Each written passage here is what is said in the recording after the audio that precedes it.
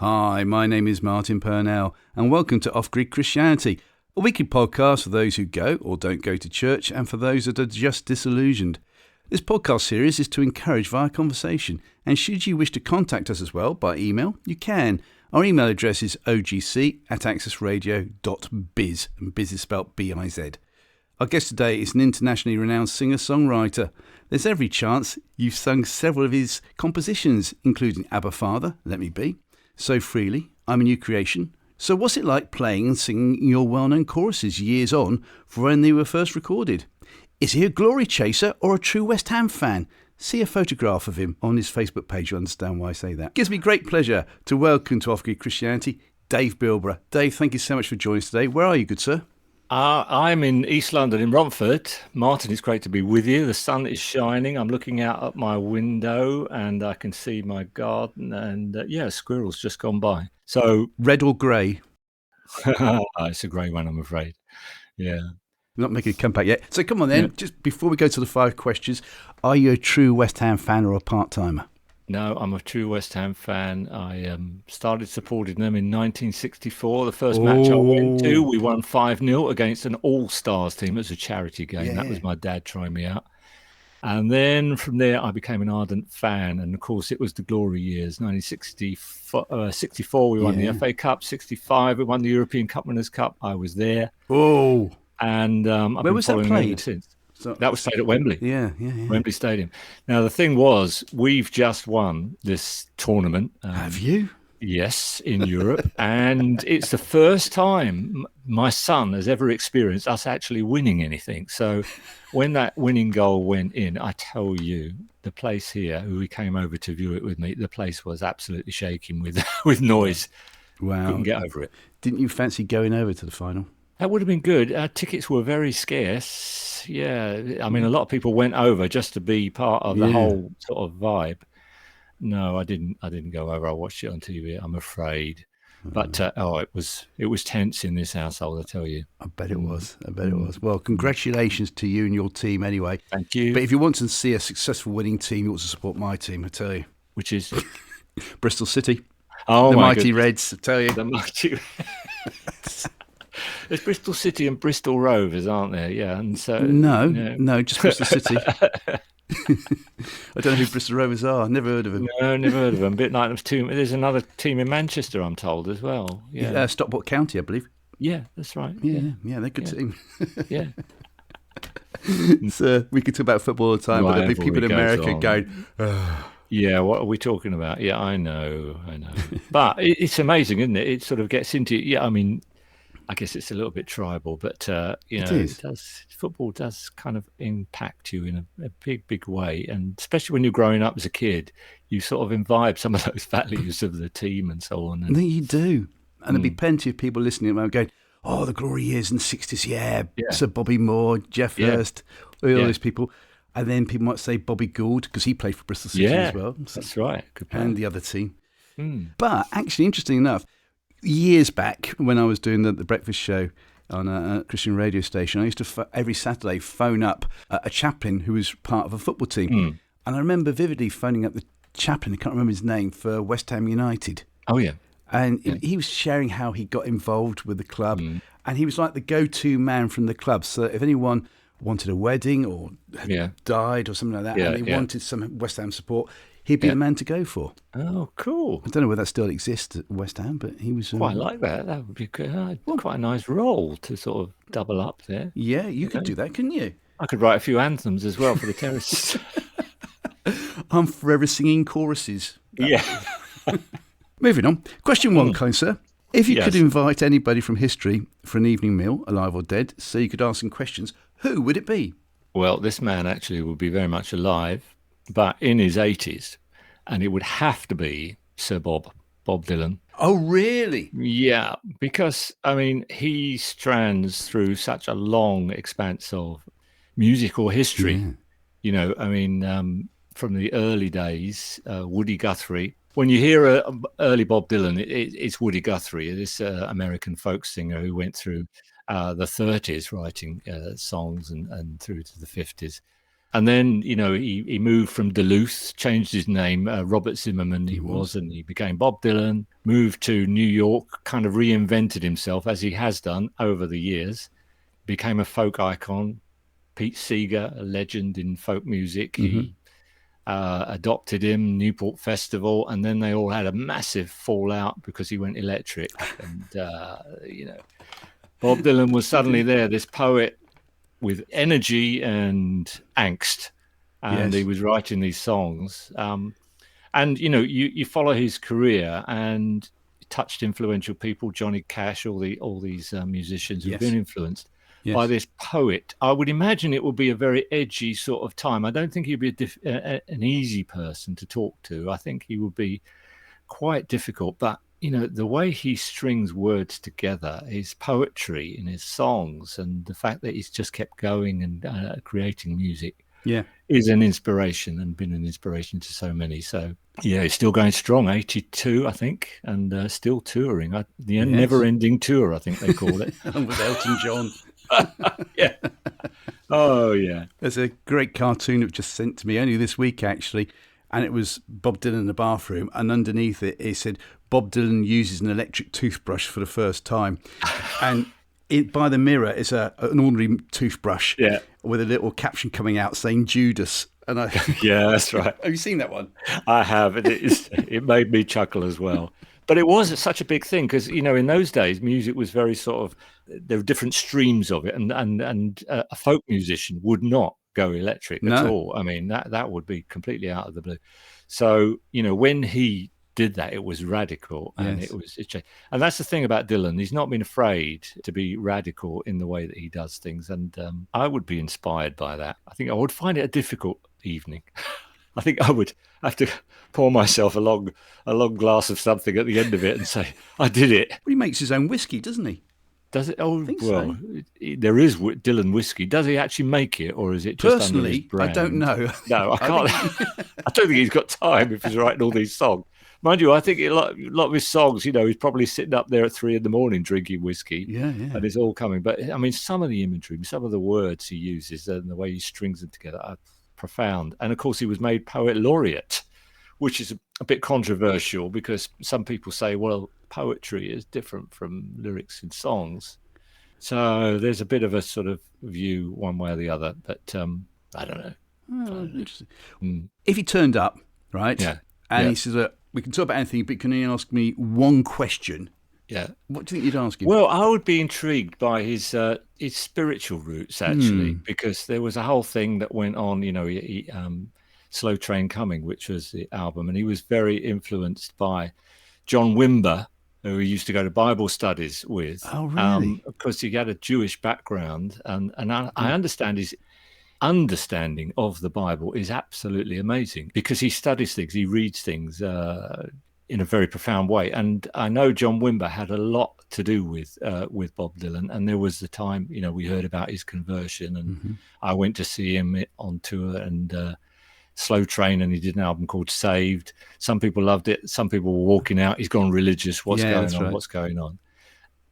Since that time, you haven't really been able to see too much of a trail through it. But there is, if you follow it, there is a trail, but it's not so blatant as it was. And I'd be interested to know, I guess, to pluck up the courage to ask him, about his spiritual journey and where that has led him. Yes, because I follow it from a distance. And I think the last thing I read was that he doesn't need to talk about it because it's all out there, And I thought, well, that's a very good answer. Do you mean his music is all out there, or God is all out there?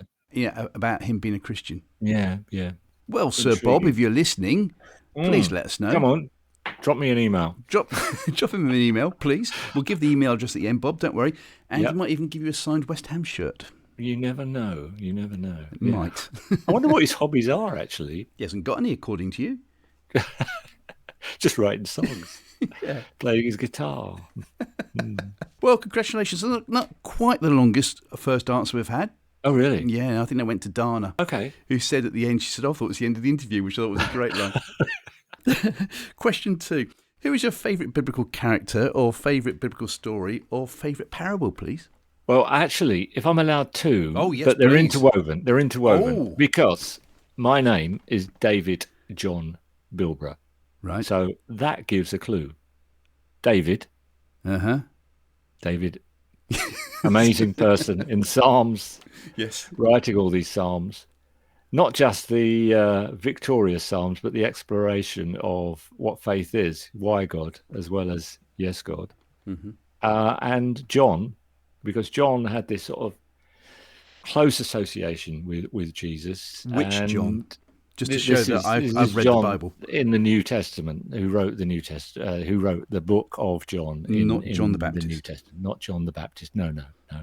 It would be John in the New Testament who wrote one of the Gospels. Very good. And I would very much align myself with a lot of his understanding, because he writes in a very poetic way, the way that you sort of see God being not just a factual, transactional God, but bringing light to different areas of who God is. In fact, he talks about God being light, and that's one.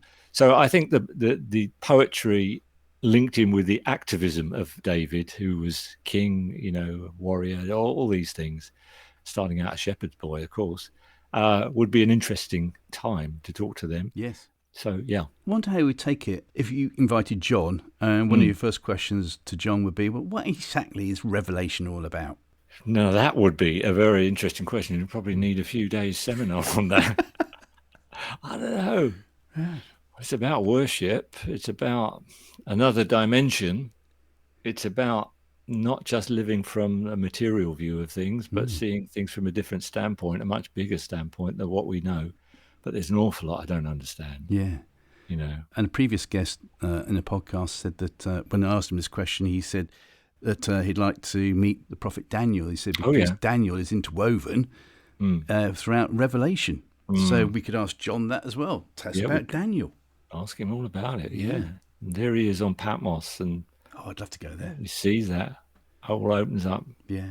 Incredible. Yeah. I'd love to go there. Not just to go to where obviously he wrote it, but enjoy the sun and the olives and absolutely blue sky. But with Revelation, I mean, so many people have taken it, their little proof texts, and made things like this is what's going to happen and all the rest, and I don't know. It's all bigger than I can understand. Yeah. Your ways are greater than me, so I leave it at that. God is in control. Good answer. Question 3. If you were Prime Minister for the day and could change any law or impose a new law, what would it be, good sir? Traffic cones. Oh, tell me Traffic cones where there are no roadworks.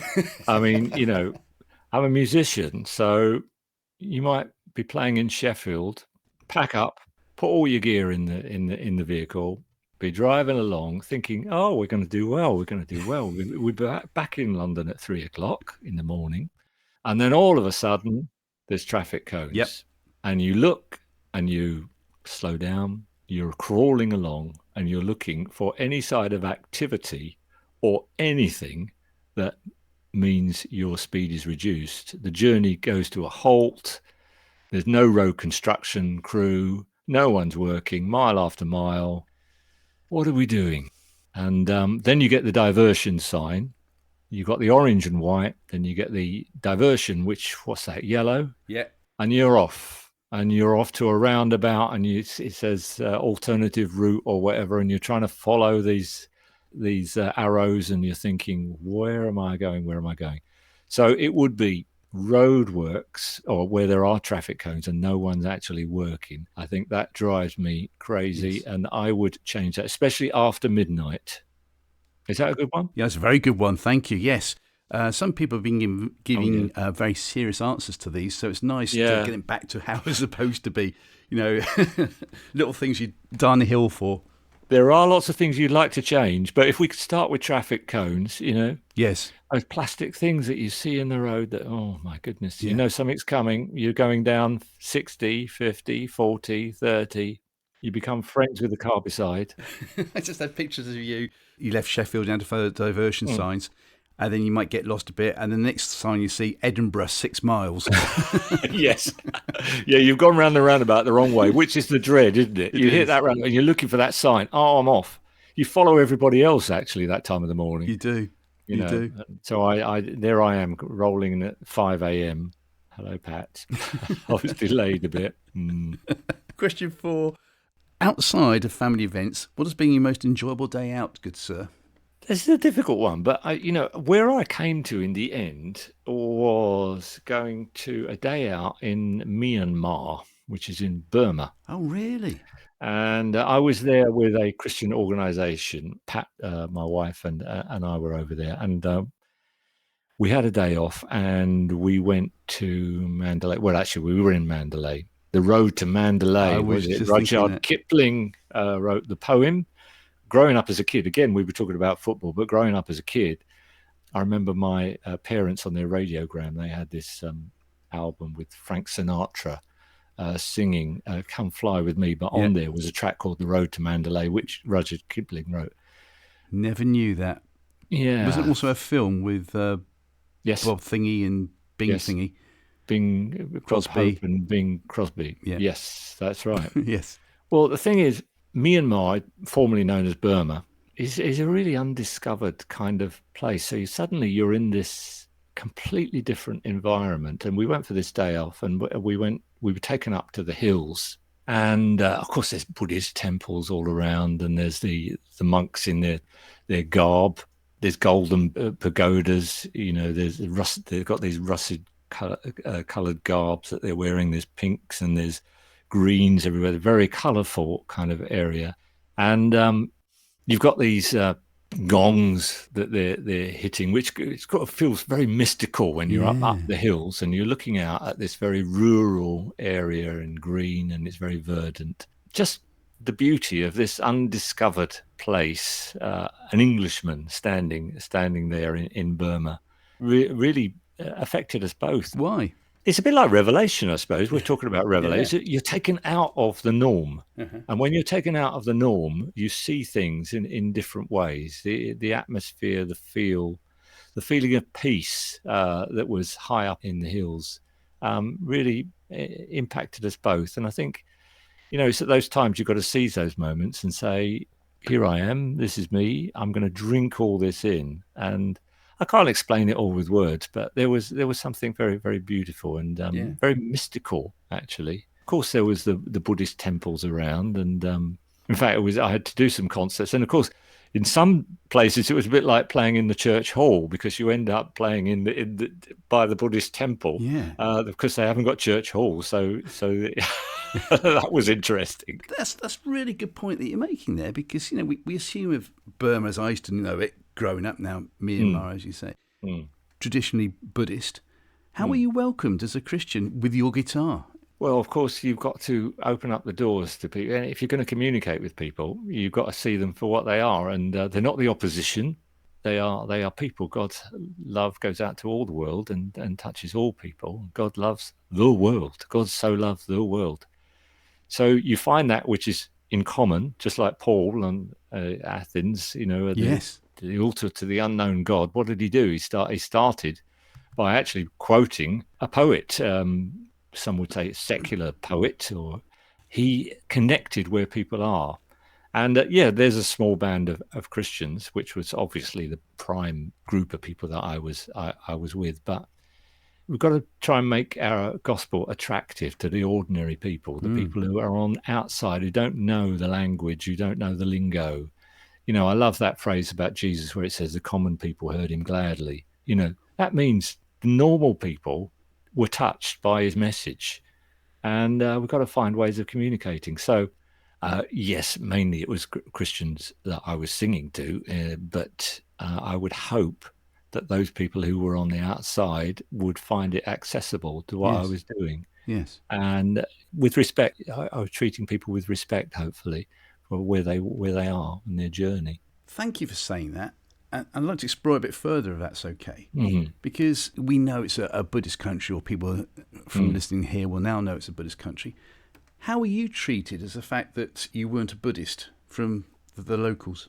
Well, I was treated with a bit of mystery, because who is this English person who plays a guitar? So, and I suppose that makes me stand out from the crowd. So, pretty obvious I've come for a reason. welcoming. Welcome. I mean, I saw some of the things that they are doing when it comes to charity works, and really, really good. So I think we've got to connect with each other on that wavelength, and then obviously I've got a story to tell, and to share, a story to share. So Yes. I don't make any bones about that. That's what I'm there for. But also, it's got to be clothed in revealing Christ through the works, and the charity that I was involved with, or over there for, very involved with practical helping people of all faiths, but with a Christian ethos, which I was happy to do. What did you glean from talking to the locals about the fact they might well be Buddhist and you're a Christian? What did you glean from them? The thing that runs through all faiths is compassion. It's most profound sense. That feeling. In fact, when they ring those gongs, the big gongs, that is what they're ringing out. They're ringing out compassion and wisdom. That's what their sort of prayers symbols. And I think there's a lot we could learn about that in the Christian church. Really, compassion and wisdom. Definitely. Often we're very, very quick to speak, but we're not so good at listening. And ultimately, it's what we are, not just what we say, that communicates. So, there are certain people that I met that did have a big impact me in terms of seeing who they were, the value of their lives, and the way they were making their lives count. And I hope, the same happened the other way around. Wow. Just signposting for episode 50 that's coming out in a couple of weeks' time. It was recorded yesterday, and we were looking at mental health. And it was led by a chap who's very high up in Church of England as a psychotherapist called Peter Mockford. We were talking about that, or he was, should I say, about compassion, about communication, about listening, and that it seems that the church needs to understand that more to help out. So perhaps we could come back to that in a minute, if that's all right. Yeah, sure. Because I'd love to hear what your views are on it, please. But before we do, question 5, your most embarrassing moment, of which there must be at least one. Oh, yeah. One a day. If I could tell you one. Please. Okay, so there I am, Dave Bilbrough, doing a concert. It's been a great evening. Finish, go to the back.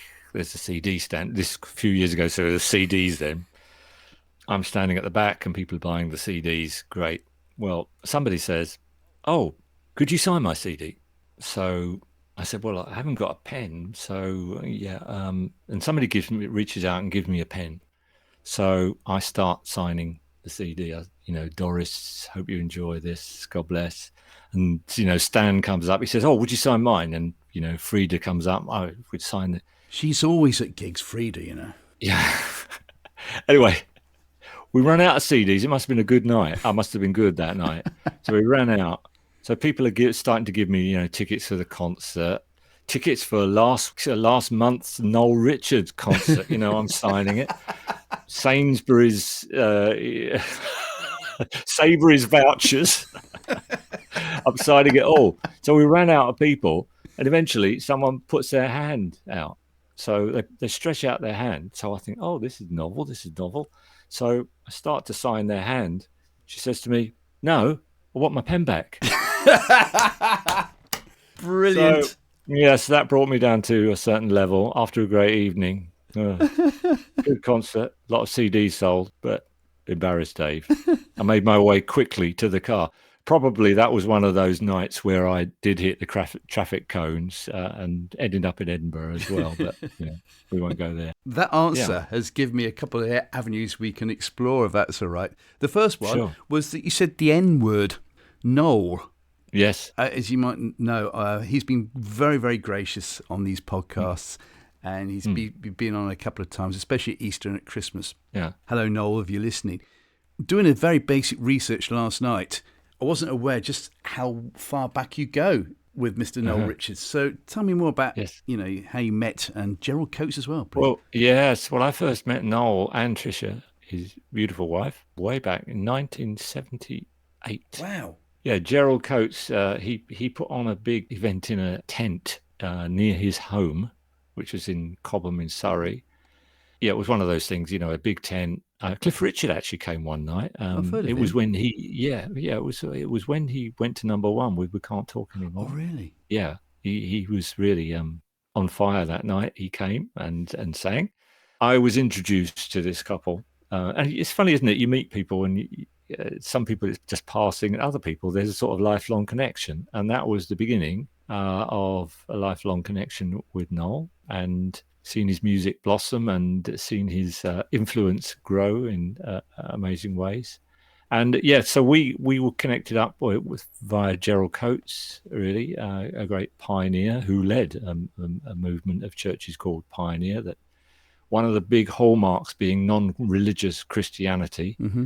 And he, took many people out of a very sort of formal, static way of seeing church into a relational, organic way. He was always wanting to develop the new ideas and new forms of church, new forms of doing evangelism, new forms of touching people on the outside of our regular haunts. And Gerald had this ability to gather together a lot of good communicators. I mean, Jeff Lucas, Martin Smith from Delirious, Sue Rinaldi. Yeah. And so, he would love the big event and the music. And that's, I guess, gave myself and Noel a platform, which was great. Yeah.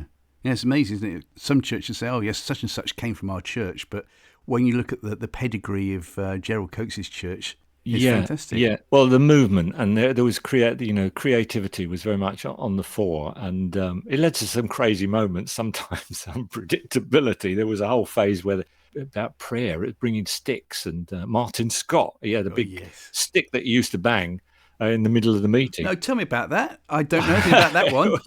The various sort of, can I say, fads or crazes or emphases, depending on how you might see it. But yeah, banging the stick, it was like a big sort of call. Well, it was a call to prayer, but it was more than a call to prayer. It was sort of a physical action of prayer, breaking through, I suppose.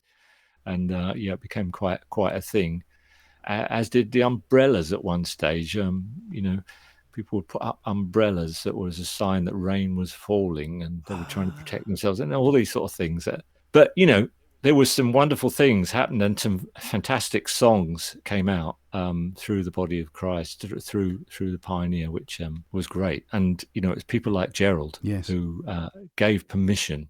I mean, for myself, when I first started writing songs, I'm just a young kid just writing songs, but it was other people who gave me a platform, which is really important, to give me the opportunity and to learn from experiences. Yes. They weren't waiting for the finished product. Because I think with all things creative, you've got to try things. And then you try things, some work and some don't. It's fine. Yes. But it's all part of the process. That leads on to something else, if that's okay. And by the way, if Martin Scott is listening, hello, Martin. You've been a source of great help to me over the past few months, so thank you. Martin could explain the sticks much better than I can. Don't you worry. I'm going to be asking him that next time I email him or something. But something that you alluded to there, if that's okay, and perhaps we could talk about more. A quote I found from Resource magazine: let's use lament, protest and stay-orientated songs as part of our Sunday morning repertoire. And immediately I thought of Bob Dylan, who you've talked about already, so don't have to talk about that anymore. But a protest song made me think, oh, well, you could have psalms, I suppose, but you tell me more what you meant by that, please, sir. Oh, did I write that? Well, I don't know whether he wrote it, but he said it. I probably did, yeah. I probably did. Yeah, well, I think the thing is, that musicians, and I say this humbly, are very often, because they're not trammeled by the institution, they can see things clearly. And they see things ahead sometimes of the pack. That's why they write songs, and songs of proclamation come out of that. And there's a prophetic element to a musician. They're not just saying thank you God, but they're pointing people in a certain direction. And you see that with certain songs that become anthems. And I think along with that, if you look at society, if you look at the civil rights movement, there was a groundswell of songs, "We Shall Overcome." Yes, that would put words into people's mouths that they could say, "This is me. I'm joining. I'm part of this." And perhaps we focus so much in our worship on thanking God, rightly so, for who He is, that we haven't looked out on behalf of the rest of the world and put those protest songs out there about the injustices of the world, along with those songs of lament, in a way that other people outside of church can kind of connect with and say, Actually, I think about that. Songs about the environment, songs about the way we treat each other, songs about our financial institution. I mean, maybe that's not my sphere, but to encourage people to do that, I think it would be really great. But unfortunately, there's not necessarily the market within the Christian world that would necessarily consume that. Yeah, to find some anthems that give us a different way. I think music lifts us up, encourages us, but also challenges us. People like Bob Dylan, when they were writing those with God on our side, he was writing a song where he was talking about America and its attitude towards Vietnam, and he was saying, really questioning the values of America and saying, we think we've got God on our side. That would be quite something to see, wouldn't it? It would. Well, what's the nearest you ever come to writing a protest song? Perhaps you have, and we don't know about it. A protest song? Yeah, I've written lots of songs that are sort of, if you like, breaking through. Songs that I wrote this song which actually was based on something Gerald Coates once said about. We talked about being a pioneering people, so I wrote this song called "The Train Song." It had about 9 verses, so it was the right sort of thing to. But it was challenging our view of the status quo, and I've written several like that, songs that challenge the view of the status quo within the church. Yes, An army of ordinary people will be another one, I guess, that tells us we're a militant group of people, but clothed in love. yes. So I guess my songs would be more on the challenging side rather than the protesting side, Yes. and pointing towards people towards a new direction. Yeah. When you said that, it shows you how simple my brain is. When you said the status quo within the church, I just envisaged Francis Rossi and Rick Parfitt. They've written new chorus in the church or something. That would be good, wouldn't it? It'd be fantastic, wouldn't it? That would have been absolutely brilliant. But hey, I think you mean another status quo. Yeah, that's right. But moving further on with this, if that's okay. And there's another quote that you said. I won't read it out. It's to do with risk. And there was a time apparently where you were sitting next to Gerald Coates, and whoever was preaching up front. Oh yeah. Gerald told you to go up and strum the guitar next to this preacher. That's right. It was a chap called Barney Coombs, if I remember. Okay. And Barney Coombs was a well-known speaker at that time with an unusual name. Gerald sat next to me, and it was one of those situations where Barney was speaking and no one knew what to do. So you get the sort of nervous looks. This was the days where the communicators, the speakers and the musicians all sat on the platform looking very, very spiritual and very godly. Barney was coming to the end of this talk, and they're sort of looking at me like, what are we going to do now? What are we going to sing? And I had nothing. And Gerald just said to me, go up and play. So I went to the microphone, and this is many years back. It's become a little bit more commonplace now, but it was many, many years back. There I was. What do I do? Well, I just kind of trying to capture what Barney's speaking about and put it into music. And so I just began to play and put it into music, and it went on for quite a long time, and actually emerged into something really quite wonderful. Even though I'm saying myself, it doesn't always go that way, but it did. Why? What happened? Well, I think there was just a feeling of worship came into a new dimension with it. People rose into the occasion. This is something unfamiliar. What are we doing here?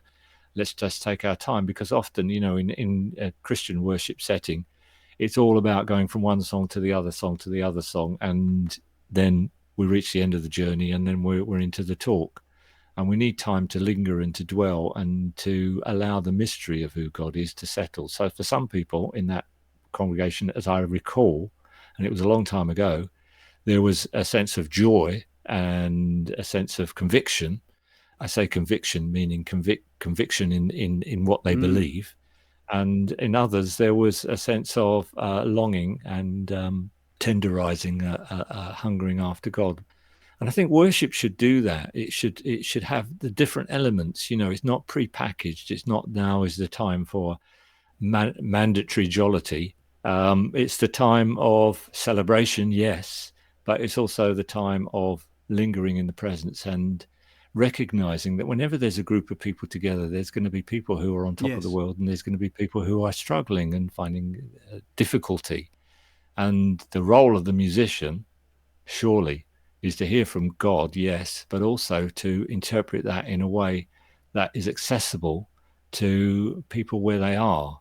And, sometimes that means going out of the box and taking a few risks, and maybe even singing over people gently if it's necessary, just to give a bit of direction, and playing music, being open to the Holy Spirit. Yeah.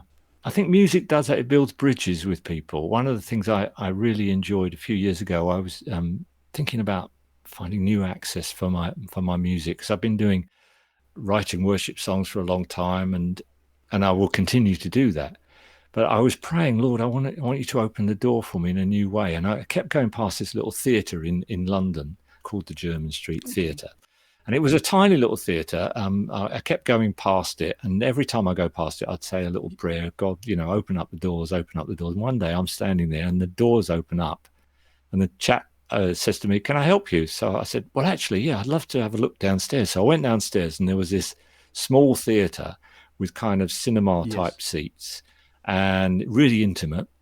And I thought, this is it. This is it. This is the place for me.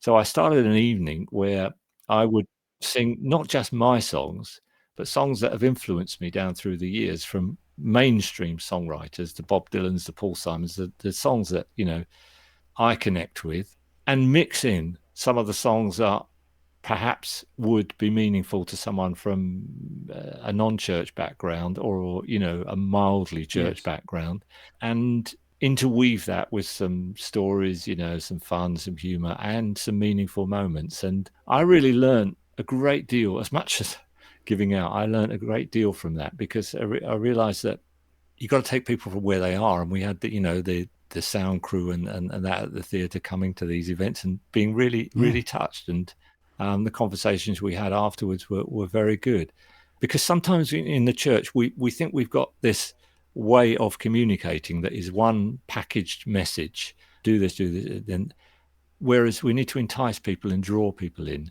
And I found some of the songwriters who are writing amazing songs, write songs from deep in their hearts that connect with people on this deep level. And if I can then introduce some of my appropriate songs that give hope, that give faith, that give a sense of anchor to our lives about who God is, and my experience, interweave with it, some of my stories and the fun and all the rest.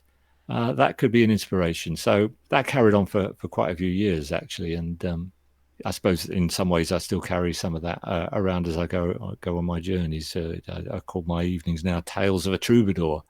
My journeys in various environments, from a boxing ring before a fight where I was asked to sing a song. My goodness, I sang "Let There Be Love Shared Among Us." Well, what else can you do? Fight the good fight. or the Boxer by Simon Garfunkel. The Boxer, yeah. That's one that I do, actually. Yeah. Oh, really? Yeah, the Boxer. Just as a quick aside then, is there a secular band that if they phoned you up and said, Dave, such and such has left the band, we need you in for a quick tour, which band would you like to go for then? Oh, for a quick tour? Well, I'd like to be in Crosby, Stills, Nash and Young. Very good. That would be amazing, because their harmonies are, I was listening to two of them just singing the other day, back in an old film, of them singing in the 70s. And it's incredible, the profound harmony. So, yeah, I'd love to be part of that. But then I'd love to be, or a Paul Simon band with his band of musicians. I don't think I could follow all the chords, because I think they're quite tricky. Intricate. But what would really stretch me would be in Radiohead. Yes, because I'm a creep. Sorry. No, I'm not. I don't think I am, but yes, to play that, to go. Yeah. It'd probably end up Peter, Paul and Mary, to be honest. Wouldn't I? We don't know. But yeah, the Ruttles, the great Neil Linney's band, you almost called Crosby, Stills, Nash and Young as Crosby, Stills, Nash and Young Gifted and Black, which I thought was great. Very good. So Peter, Paul, Mary and Mungo and Midge, I think would be the other one, yeah. No, thank you. Just as an aside on that. But, okay, pushing the barriers a bit more, and you mentioned the R word, risk. I'd like to know more about what you think on risk, because going back quite a few years ago, I was chatting to a mate of mine one night, and he said, well, the Bible was all about taking risks. And I thought, is it? And he said, yeah, read Timothy. And I got home, got out my NIV study Bible, and sure enough, it was talking about Christianity is about taking risk. And I then quoted this last month to a vicar, and he said, well, show me where. And of course, I was flicking through Timothy, couldn't find it, and it was was in Timothy, but in the notes underneath, that. Yeah. So Timothy doesn't actually say that. But Christianity taking risks. What does that mean to you, good sir? Well, it means moving out in faith and trusting what God might be saying to us. Hearing comes from the word, and of faith comes from hearing. So it's got to start with that, not just what we think is the right thing to do. Faith comes from hearing. So when we hear God, we go out and do something. Now, that was the German street thing for me. Sometimes it's in a concert performance worship environment, where I literally do not know what to do. And then all of a sudden, out of dependency, comes something and you just go with it. Sometimes it's taking risk with it when you're writing a song, because you get stuck and then you have to take a risk by just letting it go for a bit, and then it comes back again. Yeah, I mean, adventures of faith. I've not always got it right, but I remember the day we had no money at all. I was told our church was closing down, and I was sort of full-time at the time. Everything was going wrong in our particular church gathering setting, and had one son on the way. And I remember walking down the road thinking, what are we going to do? And I felt God say to me, no, you carry on with what you're doing, carry on with what you're doing. And a few weeks later, we need to move.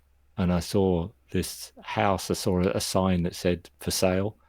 We had very little resources, but we took a risk and we went for it. And 40 odd years later, we're still in the same house. Oh wow! But God opened up the way, So I think we take risks based on what God is saying to us, not just what we feel we ought to be doing. I think that's the big thing, to be able to discern and trust and accept the fact that we might make a mistake. Yes. Creativity comes out of making mistakes. So, we try things and they work and some don't. Yeah. But you don't know till you speak a word in a meeting over somebody, or you sing something out and you hope. I get frightened when people say, God told me. Actually, I felt God told me something, and you sing it out and you hope it hits the mark, and then people come up to you and say, yes, I was really touched by that. That helped me. Yes. So, yeah, that's what, for me, taking risks is about. Believing God when he speaks, when we feel he speaks. And sometimes we need to talk it through with other people as well, of course, not just go off on our own, do our own thing. You talk about the house. And what other risks have you taken where you thought it just doesn't make sense, but you knew it was of God? Well, first of all, it was the whole idea of going full-time as a musician. I mean, I remember that was a new thing, because music in those days, musicians just weren't really encouraged too much. And I remember my mum had got the idea that I'd got religious, right, and she got the idea that I'd taken up music. But I remember the day I sat her down around the fireside, and I said, Mum, I'm going to become a full-time musician for the Lord. And she said to me, oh, David, she said, you're not going to become one of those Sex Pistols, are you? They were the band of the day. Such was my testimony at home. But there we are. That's brilliant. Why did she say the Sex Pistols up? I think they were on the TV all the time at the 76, 77. Yeah. I think I was given sort of £10 a month from the local church as a musician. So that was a big risk. I didn't know what that would lead me into. And then, moving on. Can I just say, to interrupt before you move on, actually, that was quite a risk for the church, because I would have thought in 1976, 77, to pay somebody to be a musician by a local church, that was a risk, because they would normally say, we have to spend it on such and such who wants to go and evangelise the penguins in Antarctica, That's right, yeah. Well, and that was very much the background that I came out of, relational, organic, and encouraging the creative. I had people around me, Nick Butterworth, great illustrator now, who really was, in many ways, one of my major mentors. Wow. And he saw that music touches people, it communicates, and was willing to back me. But, £10 a month wasn't a lot to pay the mortgage and so on and so forth. And then, risks going on journeys. I was at a meeting up in Doncaster, and a chap came up to me. I'd never met him before. He said, "I'd like you to come to Malaysia with me." I mean, people say those sort of things, and you just let them go by. But there was something that made me think, yes, this is right. And so I had hardly spoken to him, but all of a sudden I'm buying an airline ticket to go to Malaysia for 3 weeks. Wow. And in fact, on the way, we went via Aeroflot, Russian airline. My clothes ended up in Argentina or somewhere, Buenos Aires, on the way to Malaysia. And all I had was my guitar for 3 weeks. Well, I managed to buy some clothes, but there we are. But anyway, that was a risk. And there I was moving into this new territory with this chap I did not know. But from that time onwards, a whole world opened up to me, and I became a frequent traveler to the Far East, Malaysia, and so on and so forth, Singapore. And my music opened up in new ways through that.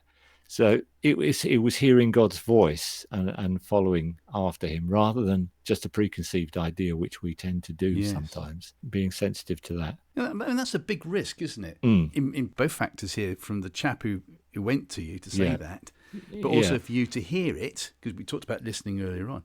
You heard it, obviously prayed about it, and then went for it. How many people said, "Oh, I don't think you should be doing that, Dave"? Well, the thing that was all part of the risk as well was having a wife who was willing to let me go for that length of time, of which I am immensely grateful. So, for her, maybe that was even a bigger risk, because she was losing me for 3 weeks and 2 young sons behind. So it's listening to that voice and following it. And, various moves and initiatives I've taken down through my life where it feels uncomfortable and you don't know quite where it's going to lead, but it's right. And so you follow it. I've been blessed in the process. I was talking to Brian Houston 6 months ago, and it was a very similar conversation to what we're having now.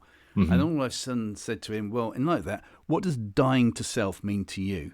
And it went off on one, and it was incredible. If you haven't heard the episode, I think it's episode 28, maybe not. It's worth having a listen. But Brian is a good talker. Yeah, he's brilliant. So I'm going to ask you as well then. Or surrender. Okay.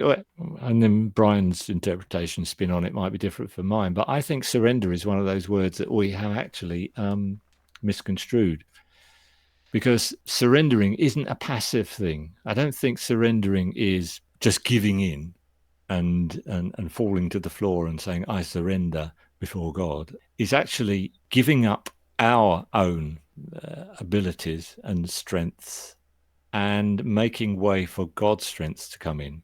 So whereas surrendering can be looked upon as a negative thing, or why surrender, you're actually beginning to embrace God's strength, what God says about you, rather than what we say about ourselves. Because I think for everybody, this question of identity is really at the core of what we need to discover, who we really are. What has God said about us, and not what is our conditioning and our social background and what other people say about us. And we build around ourselves this sort of image based upon our own view of ourselves or the way other people have looked upon us, rather than surrendering to the greater truth, which is what God says about us. That we're, loved, we're accepted, not because of what we do, but because of who we are, made in his image. And I think surrendering is letting go of our preconceptions about ourselves and letting God come in and change the way we think about ourselves. And in so doing, giving us the strength to embrace his strength rather than our strength. I mean, that's what the theologians call it, the exchanged life. Or life in the vine, where we're joined to the branch and we're finding our strength in God. And in order for that to happen, we've got to let go of an awful lot of stuff that goes on in our mind that tells us we're useless. We haven't quite made the grade. Look at that person; they're really good. One day you might be as good if you try harder. And it all becomes self-effort, rather than realizing we can relax back, surrender to God, and say, Lord, I'm going to do things your way. I'm going to allow you to show me the way to live. And I'm going to believe the things you say about me. which is you're for me, you're not against us, that I'm in Christ and Christ is in me. And we live out our lives like that. That is the good news. Yeah. I don't know who wrote the classic chorus, I Surrender All, but I always remember Tony Campolo saying he wanted to change the lyrics, and I've said this before, to I surrender 10% because that's the majority of what people would do. Well, it is. That's right. And it's a great song, but and then we end up going out to the car park and having an argument about who parked in front of us or whatever. I think we've got to, surrendering is adjusting the way we see ourselves and the way we see the world. And in so doing, we then begin to reflect the light that's there, but hidden by our own self-evaluation of ourselves. Yeah. We'll treat all this as a warm-up act, if that's okay. You're now on the stage, main stage. Yeah. What really cheeses you off as a singer-songwriter, worship leader, when you see people in front of you and you maybe you're so relaxed you wouldn't want to go up and say, can't you see what you're missing? What cheeses you off? I think this idea that Christianity is all about laws, rules and regulations. You see, for me, the gospel is about grace, and grace means God does something for us. And I find a lot of mixed messages come across, because God has done this, we've got to do this. And it's not coming out of a love response, it's coming out of obligation and transaction. And that's very much an Old Testament understanding of God. Even in the worship circles, it can be, we've got to worship because then God's presence might come. It's like a reward. Yeah. And, whereas for me, it's the other way around. We worship because we understand that God is for us, is not against us, and his love flows out towards us. And in so doing, our works flow out from that position of seeing what God has done for us. And so I find it difficult when I'm responding to the mixed message where you get, oh, God is good, but we've got to do this to earn his favor and his approval, which can come through. Now, that's not to say that discipleship and following after God aren't important. No, they are, but they're a response. They're a response to his ability. Often we get the cart before the horse. We're talking about the importance of deeds, of worship, and so on and so forth, before we actually see, yes, God is worthy to be worshipped, and not just because he says he is, but because we found that in our experience, or God is beginning to show us. So this issue of law and grace, which of course goes back to the New Testament, Apostle Paul, writing to those Galatians, getting angry. Have you not heard? Are you reverting back to the law so quickly? And that's what makes Christianity so different from all the other religions of the world, because it's not our reward. It's not a reward that God blesses us. It's God has blessed us through Christ and given us all spiritual blessings through Christ. And then as we open up our eyes to that, then it changes our perception. So, yeah, long-winded answer, but that for me is the core. And if you look at my songs, that's really what I'm trying to emphasize. I am a new creation, no more in condemnation. So many Christians live in guilt, a sense of failure. I haven't lived up to all that, God wants me to be. Well, he does want you to be, fruitful and a blessing, and he does want you, but he needs you to know that you're loved, just like Jesus when he was being baptized right at the beginning. This is my beloved son in whom I'm well pleased. He hadn't done any miracles. He hadn't done anything, but he was loved. And if we can convey that to the world outside, that sense of love, dignity, of communication, of listening, they will see something, I believe, that's real and authentic, that is Christ through that. And they'll be attracted. With my wife, there was somebody said the other day, when you walked into the room, the room changed. And that's what we do. We should be doing anyway, not should. We are encouraged to do as we see something of God's love and God's light. Yeah. So, church today, we know that post-COVID, attendances are down by 20%, but they're already on the decline anyway. Yes. And I'm meeting more and more people, majority of which are living in Northern Ireland, because that's where I live now, where they seem to fall into the category that's going quite well in America now, called the Duns movement, where they're done with going to church. And yet they haven't lost faith in God, but they seem to be that I just can't be bothered anymore. Yeah. So what can the church do about it? And maybe what can Dave Bilbrough do about it on a Saturday night where he's singing in a rainy Sheffield nightclub or something like that? Yeah. Well, I think focus on the fact that church is changing and the style of church is changing. I mean, my roots are, it wasn't all about meetings when I first became a Christian. It was about relationship, and it was about organic expressions of Christianity. So if we can model some of that and be Christ out to the world, instead of trying to get them into this gathering of rows of seats where they're just listening to some worship music and then the preacher, I think we can make some headway. Church is changing. I mean, obviously, you've got the whole internet and the live streaming and all these things. I think we could start using those creatively. That's really good. But connecting to ordinary people is where it's got to start. Making friends with people. Yeah. Our neighbours. We've got these grand views about going off over to overseas, but touching people where they are, revealing Christ through our attitudes and through the way we live our lives a different way is the place where we've got to start. And I think, the way we do our meetings, which is what we have probably started the question talking about, has got to reflect that. It's got to be a lot more welcoming. It's got to be a lot more relational. Why do we always have to listen to the preacher for 40 minutes? Dialogue. Can we provoke dialogue? Preaching styles are outdated. Can we encourage people in the workplace to gather in a different way? I get, where you're saying about the drones, because, there are many around. The Duns. Drones. The drones. Yeah, they're over there as well. You're thinking Radiohead again, aren't you? Yeah, I'm thinking that. Yeah. But yeah, church is declining as such. But we've got to find different ways of being new wineskin, There was a controversy there just now about 40-minute pastors and everything else like that. What would you do instead of a 45-minute sermon? Yeah, I'd have a short talk and then open it out for dialogue. Yeah. If I were to, and sometimes I do speak in situations, but what I love to do is sing a song, talk about it, get some response, sing another song, mix it all up. Yeah. Rather than, the one-dimensional way.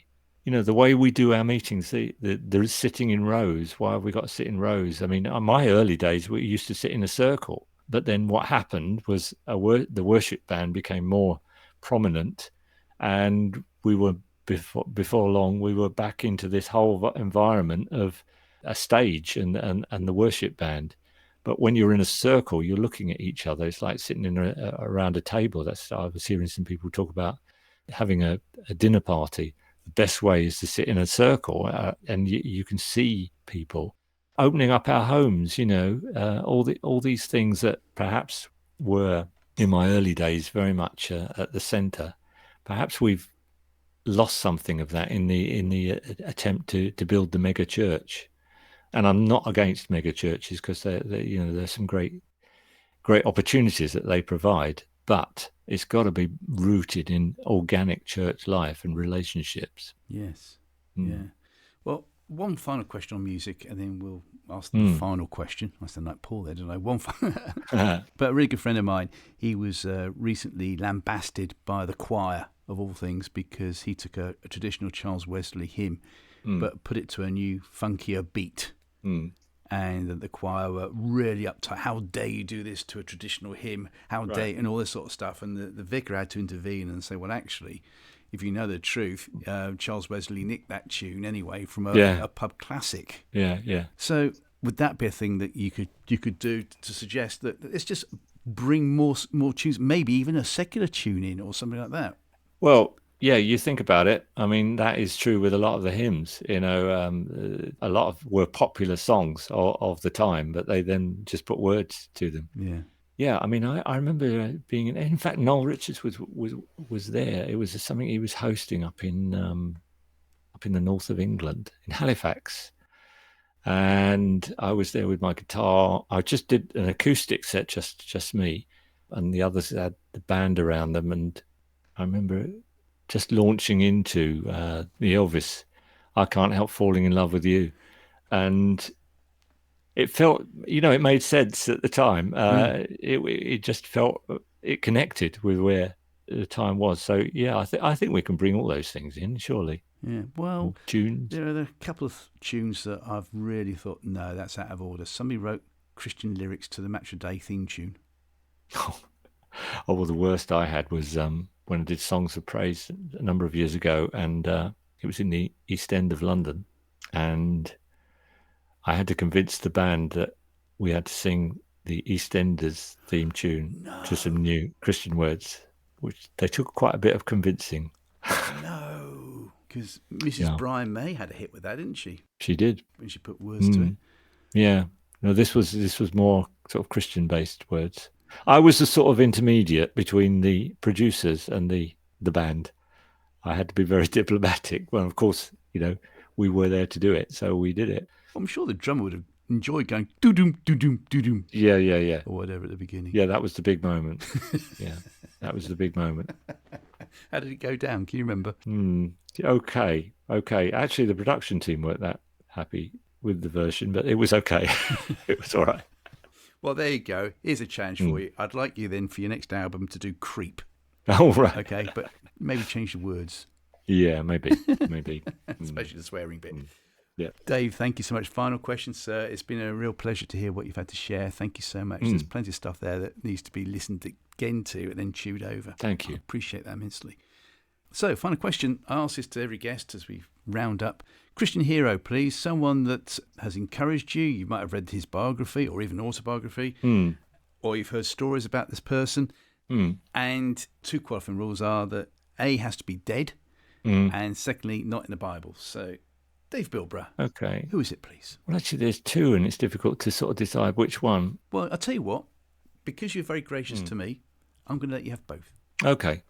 Well, the first one is a guy who would be quite unknown in certain circles, but he was born in 1895. And he went to Marlborough College and had a military background. And his name is Norman Grubb. Now, Norman Grubb was someone who I had the privilege of meeting right at the end of his life. He was 98 when he died. And I think he was about 96 when I met him. And he'd lived quite a remarkable life. He went to Marlborough College and went into the military and got the, Red Cross or Military Cross. And then he became a Christian and married C.T. Studd's daughter. Oh, really? Now, C.T. Studd was this great missionary out in the Belgian Congo. Who gave up his cricket career, and he was some cricketer as well. He gave up his cricket career and a very wealthy man as well, and gave up a lot of his wealth. He was... Anyway, Norman went out for 10 years out in the Belgian Congo and served the people there, translated the Bible. He came back penniless and formed the InterVarsity Fellowship, which was a new thing, communicating to students. And it became a world, a huge movement. He became a friend of somebody called Rees Howells, who was a great intercessor, and he wrote a remarkable book about this person, Rees Howells. And then he formed a missionary organization. Well, no, he took over a missionary organization called the WEC. It had 35 people and was struggling, and it then became a worldwide movement with thousands of workers. Isn't that Wycliffe Evangelical College? Yeah. So this guy, had lived quite a life. Now, his central focus always was this essence of the gospel not being works, but being good news. And he wrote a remarkable amount of books. The Spontaneous You, Once Caught, No Escape, Yes, I Am.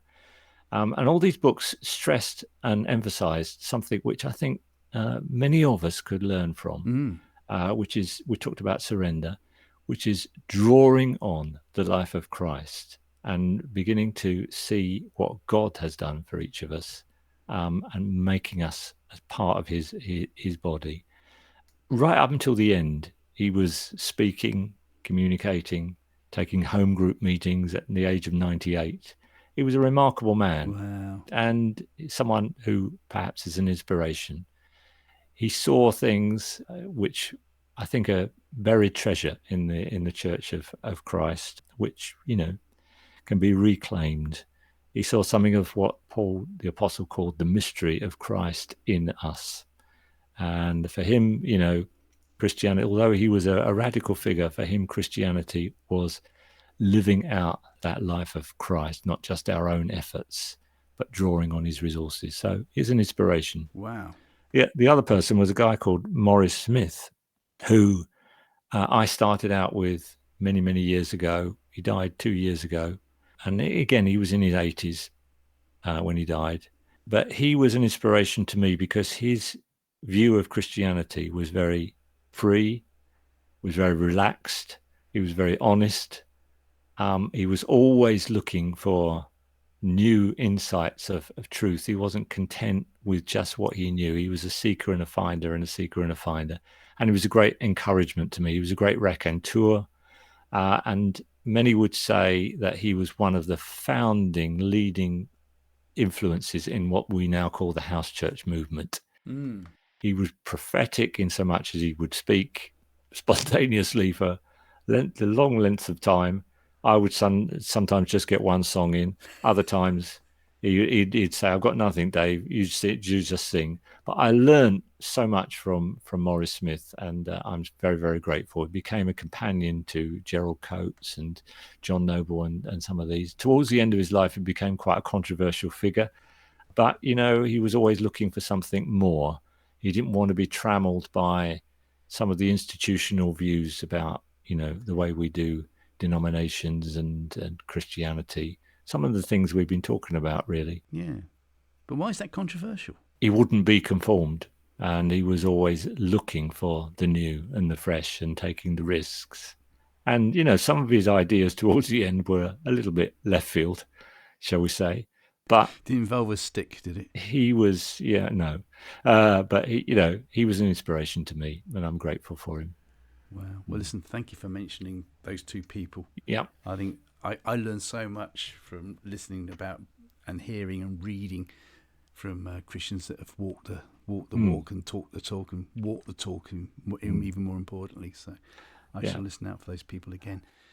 Dave Bilbrough, thank you so much for your valuable time today. Thank you. And I really appreciate that. And one final thing to say to you, and that is up the hammers. Yeah, absolutely. Here's to next season. And of course, you've got a former Bristol City player being your manager. So what could possibly go wrong? What could go wrong? Dave Bilbrough, thank you so much. Thank you. God bless.